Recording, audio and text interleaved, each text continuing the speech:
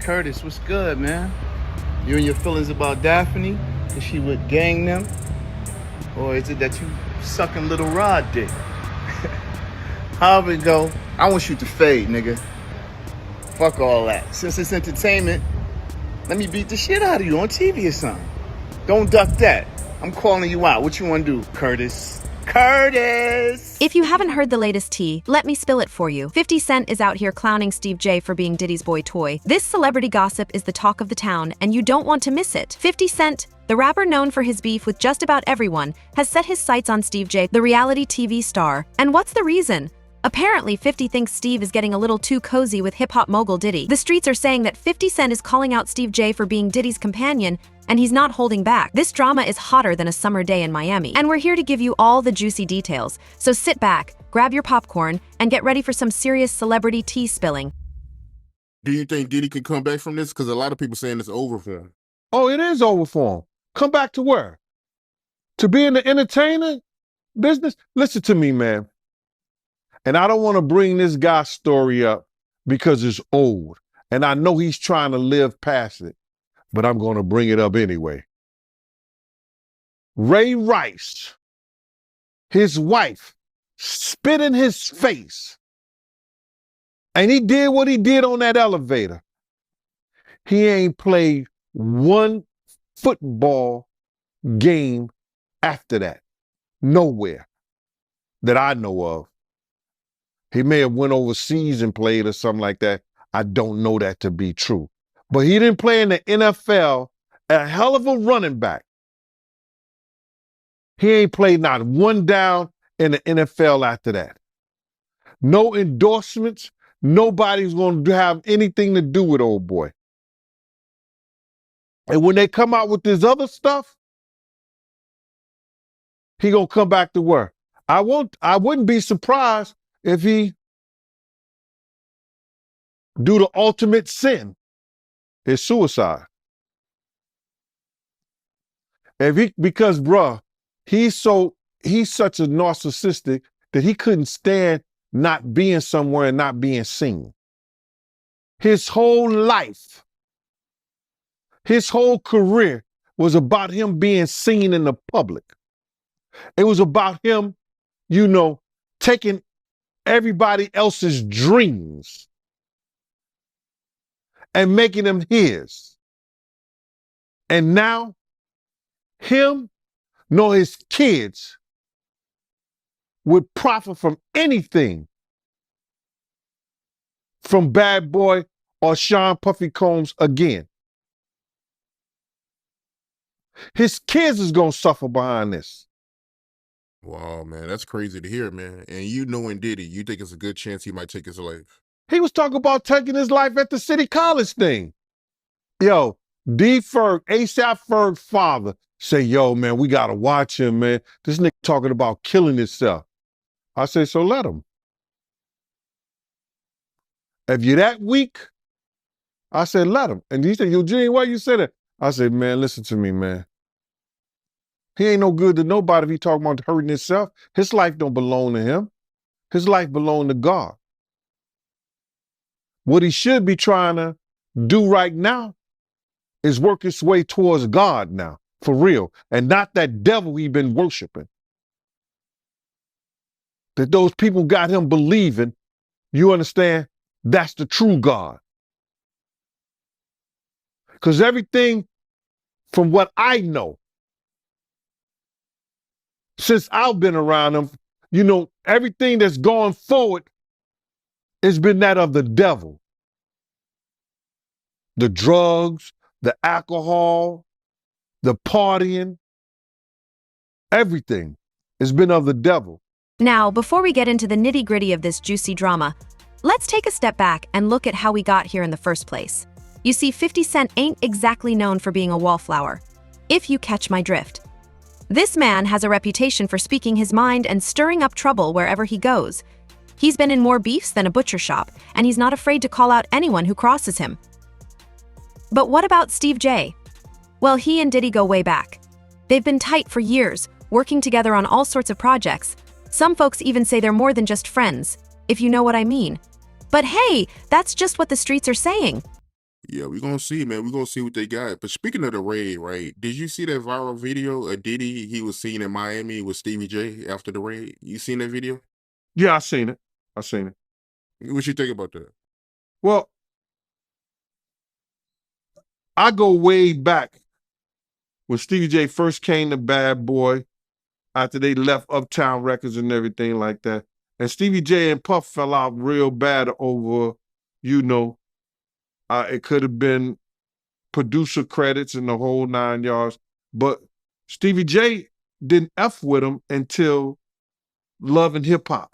When Stevie J went to Love and Hip Hop and he became famous from that, Puff called him over there and they had a meeting. And I guess they rekindled their friendship. Because I used to bodyguard Stevie J. And, go to different clubs. I got pictures and everything. Stevie J didn't mess with Puff, until after that Love and Hip Hop thing went down, So now they back cool. What got me about the stuff like that them being back cool, that Stevie J went on TMZ and was speaking up on behalf of Diddy. Now, if anybody I want speaking up behalf of me, or I had anybody speaking up on my behalf, it wouldn't be Stevie J. You understand? I don't think that an individual of his caliber is capable or can be trusted in a way that I would like for him based on his actions on television and who he is as a person, what he has been shown as an individual is a type of individual that I would have speaking on my behalf. Come on, we know he's a drug abuser. We know that he's been seen putting his hands on women in the wrong way. And I don't know, that shit is crumbling, man. You know what I'm saying? But you can always say this, man. And in the infamous words of one of the world's greatest comedians, Richard Pryor, cocaine is a hell of a drug. Why you say that? Cocaine is a hell of a drug. Because LaRob said that they be doing the liquid cocaine in the bottles, in the Ciroc bottles. We know Stevie J been in countless rehabs back and forth. We know we've heard of Puff being in rehabs. In his post, 50 Cent called Steve J out for being Diddy's boy toy and even went as far as to say that he was getting played by the hip-hop mogul. He didn't stop there, though. 50 also took shots at Steve J's fashion sense, saying that he was dressing like a clown and that he needed to get his own style. The language 50 Cent used was harsh, to say the least. He didn't mince words, and his tone was dripping with sarcasm and mockery. It was clear that he had no respect for Steve J and wasn't afraid to let the whole world know it. Rehabs too. So, my man, when you get on those type of psychotropical, I think it's psychotropical drugs, man, and you start believing your own bullshit, and them two individuals together, man, you know they got to be crazy. Something got to be wrong with when he sit up there and he said that he want to challenge 50. And I don't know much about that clout shit. Him challenging 50 to a fight, and we seen how 50 Cent, we seen how Stevie J fight on Love and Hip Hop and all that other bullshit. Him Scrappy, him this other cat. My man, there's no way. There's no way. He don't want it with 50, bro. That's if that ain't cocaine, the Pope ain't Catholic. So you feel like 50 Cent would give Stevie J that work? It wouldn't even be a job. 50 Cent will whoop niggas like Stevie J on the way to a real fight. You seen 50 fight before? I ain't never seen 50 fight. I seen some tapes of him get down on that end, but I never seen him fight in person. But I know the demeanor of a man. I was with 50 Cent on a couple of occasions, and one occasion, it was just me and 50 and about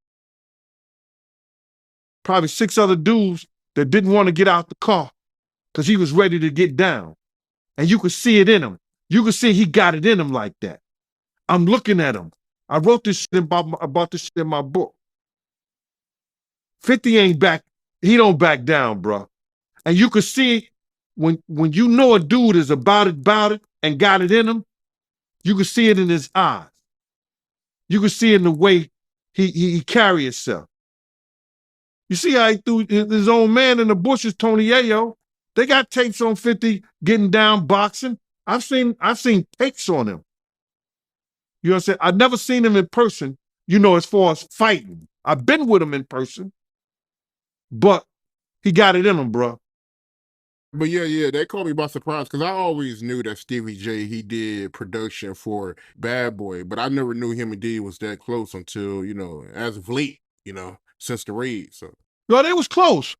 Bro, Stevie J and Puff was like pots and pans back in the day. I don't know what happened between them, but something happened on the producing credit side that Stevie J stopped effing with him. And, Stevie wasn't dealing with him at all. He was just doing more stuff for Jodeci than he was Bad Boy. As soon as 50 Cent's post went up, the internet went wild. Fans were shocked by his bold statements, and the media couldn't get enough of the drama. Twitter was buzzing with reactions, with some folks taking 50's side and others defending Steve J. But the real question on everyone's mind was, how would Steve J and Diddy respond to this public dragging? Would they clap back at 50 Cent, or would they take the high road and ignore the drama altogether? Well, it came out, because Cassie sued him. He settled 24 hours. Whoa! But now I heard she's cooperating with the feds. She's a civilian. What do you expect? Right. Well, what's interesting, I actually looked this up, because I'm sure when they settled the lawsuit, she signed an NDA, saying she's not going to write a book, she's not going to do a documentary, whatever else, When the feds right? come, that's probably all out the window. Well, yeah, here's the thing. An NDA is a private agreement. Yeah, a but criminal the feds- case supersedes that. Yeah. So she could be compelled to take the stand, and she could basically throw that NDA out the window on the stand. Of course, and she's a civilian, and it is what it is. And yo, let me tell you something. God got his ways of humbling people. Yeah. You could be right here, and the next day they all laughing at you. We're public property.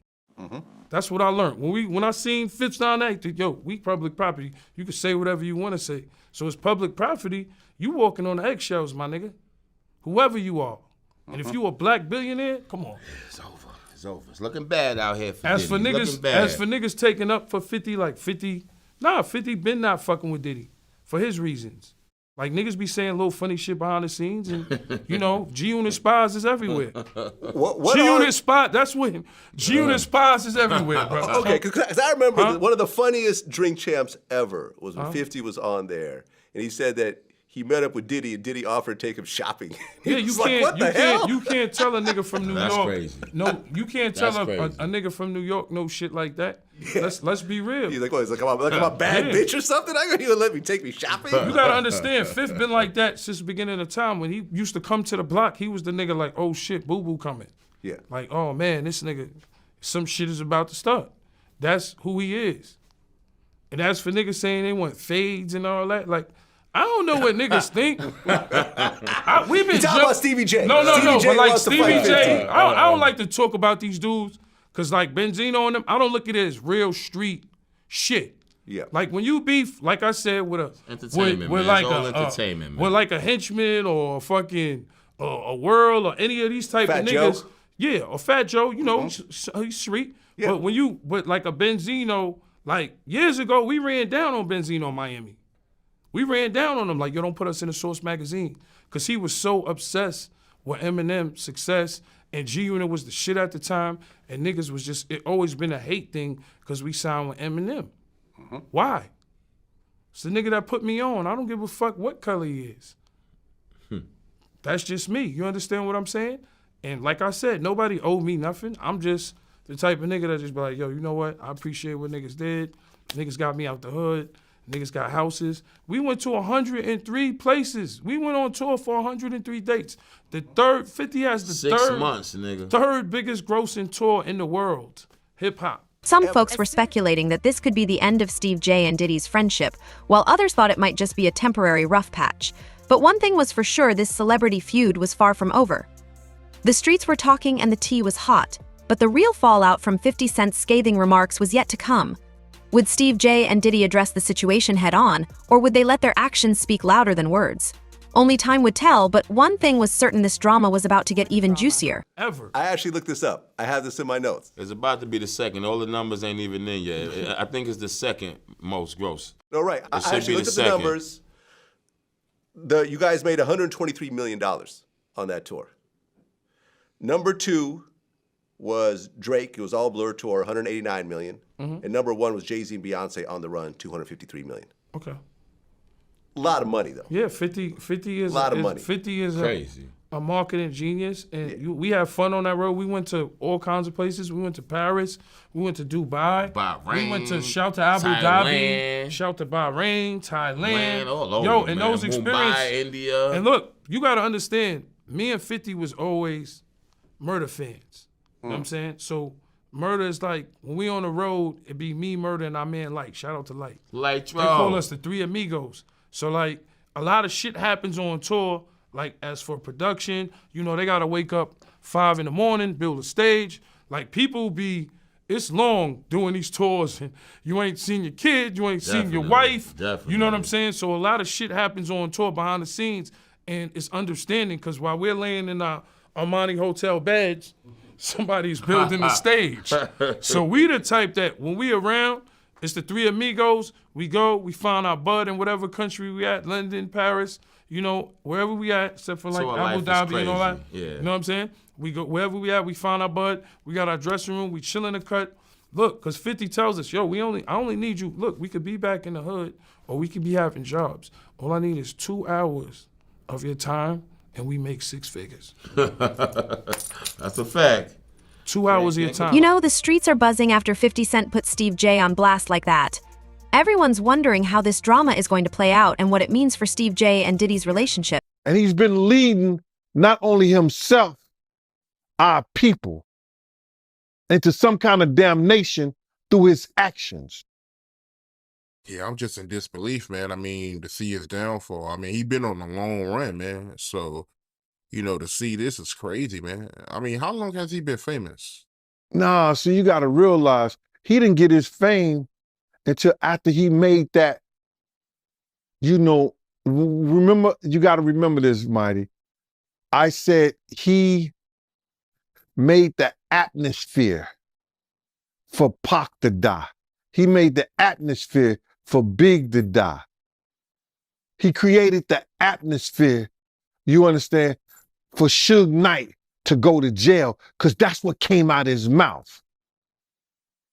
So that didn't happen. His fame he didn't really become famous until after the death of Tupac and the Notorious Big, brother. So that's like 97. He went on that whole Bad Boy tour with the #1 song in the world, Missing You, where he stole the thing from Sting and the music from Source Money, the lyrics from Source Money. Didn't even want to pay that man his money. Waited all those years to pay that man his money. He was stealing people's dreams, man. He's the cause of a lot of people's death, and people ain't gonna see it the way I see it. But when you steal somebody's dreams, Black Rob probably could have changed his life. Probably could have changed the way he thought. Probably could have changed the way he was doing business if he wouldn't have stole G-Dep from him. If he would have treated Craig Mack in the correct way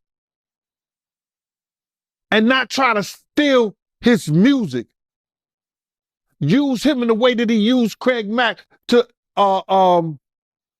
catapult the Notorious Big, Craig Mack's life could have been changed. If he would have never set up the atmosphere and had Big out there in California and bringing Big to that party, the notorious Big Life may still be here. If he wasn't trying to put the Bloods against the Crips, well, they was already against each other anyway, but use the Crips. Maybe Tupac wouldn't have never had that altercation. But if ands, and buts were candies and nuts, like I always say, Christmas would be every day. And I understand that. But he set up the atmosphere for a lot of people. Wolf set up the atmosphere between him and BMF. Come on, man. They say one day you got to pay the piper. That's why he getting that smoke. Sauce Money, you brought his name up. He had an issue with Diddy? Now, we haven't heard a peep from Steve J or Diddy since 50 Cent's scathing remarks hit the internet. They've been quieter than a church mouse, which has folks speculating all kinds of things. Some say they're probably just trying to lay low and let the drama blow over, while others think there might be some behind-the-scenes tension brewing. But here's the thing, this isn't just about Steve J and Diddy's personal lives. This drama could have some serious implications for their careers too. I mean, Steve J and Diddy are both big names in the music industry and they've got a lot of influence. If this feud escalates and starts affecting their business dealings, it could get real messy real quick. Plus, let's not forget about the fans. Steve J and Diddy both have loyal followings who are invested in their lives and careers. If this drama starts impacting their public image or their ability to make moves in the industry, it could be a big blow to their brands. Everybody knew that Puff took Tupac blueprint and changed Biggs and Bad Boy in image. I Get Around. I Get Around talked about how fly you was, how many girls you mess with, how many cars you drive, how much money you got, what you willing to do. He took his image. Pac was the first one on the scene wearing Versace shirts. He went and got the same Versace shirts Pac had. Which, all right, some dudes would do that. You would never catch me wearing something else, something that somebody else got. He was knocking down all the women that he thought Pac was knocking down. And what I mean is having sex with them. Why would you want to have sex with women you know for sure a dude that was once cool with you was dealing with? That's that image. Because you got to realize, bruh, Puff and Pac was cool at one time. We know this. Mopreme said that they was going to sign the Bad Boy. So if he's going to sign to Bad Boy, it was because of Corey and them. I put that picture on the internet. I put the picture on my channel of Corey Jones. Is Corey Jones, Corey Jacobs? I think Corey Jacobs and Pac right next to each other. Those was the real bad boys of Bad Boy. You understand? Those are the ones who got the 16 to life sentences. That Pac was going to go and be with them first. But then Mopreme said when it became just Big and Puff, because Corey and them went to jail, he changed his direction. But nobody know why Pac and Puff fell out like they did. You understand what I'm saying? Nobody know why. But Puff had an obsession with him for whatever reason it was, because he started wanting to act. He started wanting to rap. He had an obsession so bad. But girl, you know how these celebrity feuds go. One minute they're at each other's throats, and the next they're all buddy-buddy again. It's hard to say how this one will play out, but one thing's for sure, the streets will be watching every move Steve J and Diddy make from here on out. That at his Grammy Award winning speech, he used the same speech that Pac used. That shit is crazy. So when I say I'm obsessed with talking about Puff and telling y'all the truth,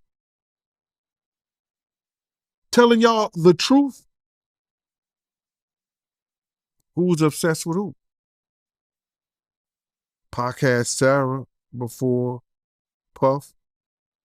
Allegedly, he had Sally before Puff. And Kim had an obsession or liked Pac so much, she on the red carpet with Tupac's shirt on.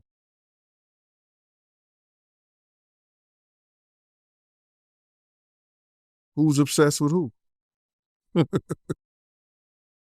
So you believe Diddy, he only got with Sarah Chapman because Pac, he had her at one point.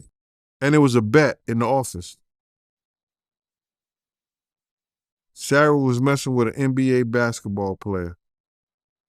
Puff bet all the niggas didn't believe that he could get it within 2 weeks.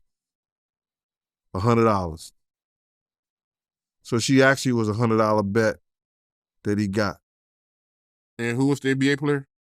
I think it was Gary Payton, allegedly. That's what he said. Somebody said, she messed with Gary Payton? I bet you I get it. I bet you I have it within 2 weeks. Me and him and Sarah went to this party in Chicago that he was hosting with the Streets Entertainment. And we went to this store called Cranberry and I forgot, Cranberry, and it's one of those stores like you get fragrance and you get candles, colognes and stuff like that. It's called Cranberry and something. And from that point on, yeah. But you gotta realize, Misa and Kim was friends. Misa and Kim was friends. He started dealing with Kim over Misa. Kim and Sarah was friends. I mean, hand to hand, pots and pans. They was close. They all used to, Sarah, Kim, and this other girl, I think she was from Atlanta. What's her name?